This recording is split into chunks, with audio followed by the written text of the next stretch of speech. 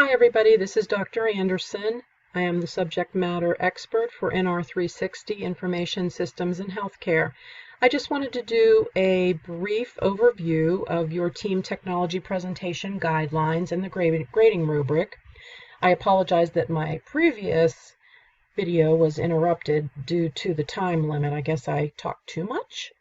Anyway, the purpose of the team presentation is to give us, first of all, an idea of what it's like to work in teams. And as healthcare providers, we are going to be doing that for the rest of our professional careers. It is important to be able to, to work with anybody that you happen to be scheduled with or assigned to. And so for the purposes of this project, you are assigned a team and you will be assigned a technology to research and to do a presentation on. So do not ask for changing of assignments or the technology because we really do not do that for this particular assignment. You can see here that the course outcomes are also mentioned in the guidelines. And the one thing that I really wanted to emphasize as well is the fact that we do not receive any type of notification when students drop the course.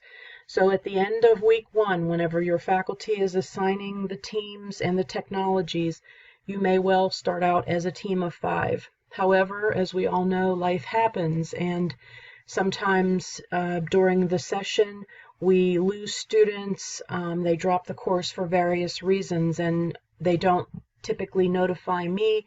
They may not notify their teammates. They just simply disappear off of the radar. And so I have even had groups that began as a group of 5 and ended up as a group of 2 or 3. And at that point in time, there's really nothing that can be done about it. And the expectation is that you, as the remaining members of the team, will move forward to complete the project as per the expectations as designated here by this grading rubric that we'll be reviewing and the team project guidelines. So you don't get to eliminate those individuals' parts. You don't get to get a reprieve because you don't have as many team members as the others in your class. It's unfortunate, but I can't pull someone off of another team and expect them to start researching something else when they've been working on a different project with their team. So please understand that that's part of the that's just part of the chance that we take when doing team assignments. It doesn't happen often, but it does happen at times. So in the other recording, we talked a little bit about how to access the team collaboration area. And as you can see, this is a part of the course home that has been photographed and put here for your convenience. Under all of the weekly units, there is a section called Team Collaboration. Every team is identified by a team color, and that is the only area that you should be posting. If you are Team Blue, you have no business in any of the other threads. You are to post only in Team Blue. And it's also a place to document. And that's why in week 2, whenever everybody is turning in the team charter, we ask the team leader of the group to post the completed team charter here. And that's with only the assignments and the weekly grids that was on the team charter showing who was responsible for which parts of the project and the due dates for that particular portion of the assignment. So that is where you will be able to post that information. Keep in mind that the length of this presentation is 35 to 40 slides. However, that number does not include the title and reference pages.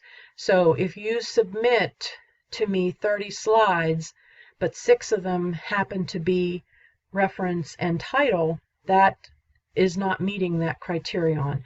So make sure that the content of your slides is within that 35 to 40 slide range, and anything over the content slides, as long as those are at least 35, can be the title and reference slides for the presentation. We do require APA format, so make sure that you have put your references in APA format, that you are citing within the slides themselves, as well as the speaker notes with in-text citations showing your faculty where you got the information from, so that if we wanted to research that ourselves, that we would be able to quickly locate the information in question. So we do ask you to be a little bit creative here. I want you to avoid doing a white background in black font. Use color, use pictures. Just be careful, because when you get to the point where you're ready to submit your presentation, if you receive an error message from Turnitin team leaders, hover over that error message and it'll tell you what the problem is. Sometimes the files are too big, which means if you have included a ton of pictures, they need to be compressed graphics. And also, if you have videos in there, sometimes that'll put the presentation well over the limit for Turnitin in order to be able for it to generate a score for you.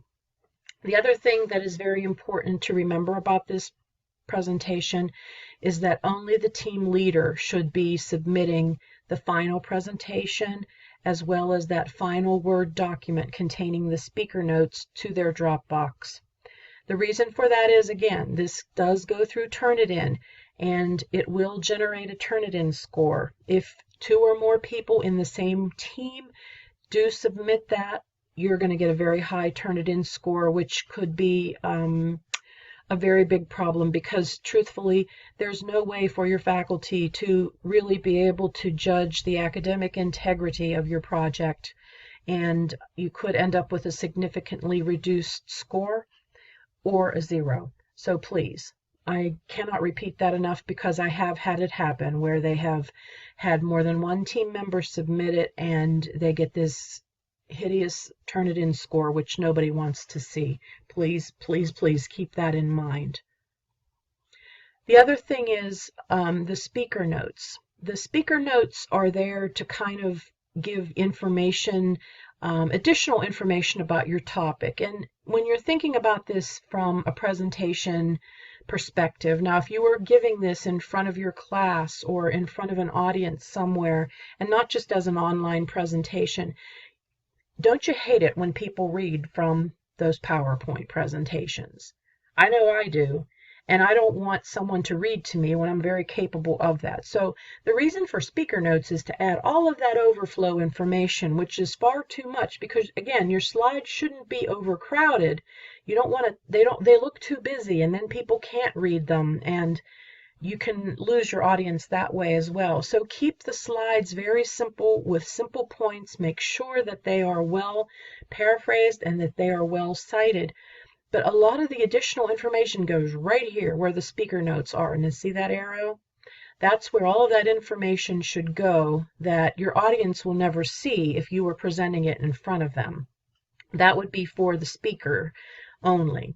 And so this and this only is what I want the team leader to copy and paste anything that is in those speaker notes and place it in a Word document, and then that will be submitted along with the PowerPoint presentation when it is due in week 6. I do not want you to remove any of the verbiage from the PowerPoint slides themselves, because your faculty, as they grade it, need to be able to see that information to correlate what they're seeing on the slide with that extra and additional information that's in the speaker notes. So don't wait until the last minute. Make sure you're starting to research early. That's why you need to complete that team charter. Make sure that everybody knows what their assigned information will be, what they're responsible for, when it is due, and then keep in communication from each other. I mean, if you join in the collaboration in week 1 and nobody hears from you again until week 6, that can be a matter of concern for many students. I know it would be for me too. I would be, okay, did they drop the course? Are they not doing anything with the assignment? I mean, you're impacting everyone else's grade. So in order to get the best grade, communication is essential in this assignment. And it's also essential in healthcare. You can't go wrong by communicating too much. So let's just quickly look at the grading rubric here. This is the way you will be graded. Make sure that you meet every one of these criterion. This is how they are graded. All of the faculty that grade these assignments grade directly from these grading rubrics. So make sure that you have identified who your team members are. You have presented a nice introduction of the technology, exactly what it is. What about the current and historical technology use? In other words, how did we come to start to use the medication scanners? Because there were a ton of medical errors, weren't there? And a lot of people died or overdosed, perhaps, or were given inadequate amounts of medication, and a lot of mistakes were made. So you want to give a little bit of that historical perspective and how it came to be and why we use it today. Think about how it impacts patient care delivery and quality care measures, the monitoring of risk management and nursing practice. And risk management is like the errors and so forth. Be sure that you are including statistical information. Statistics speak volumes. And that's an important part of this presentation as well. Talk about the effective of the technology that you've been assigned, including those issues surrounding the use of the technology, the ethical, legal, infrastructure, and operational considerations. And again, I want to see statistical analysis here. Look at the technology from the patient, the nurse, the healthcare organization's perspectives, and some of the disadvantages and as a result of the technology, and maybe some ways that can be addressed. And then remember to end your presentation with a summary. In a summary, you don't want to add anything that's new.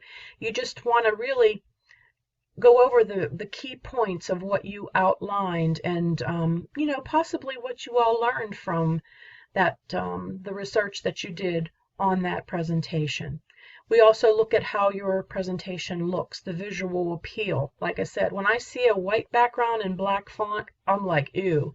I lose interest immediately. You've lost me. And I won't give many points for that personally.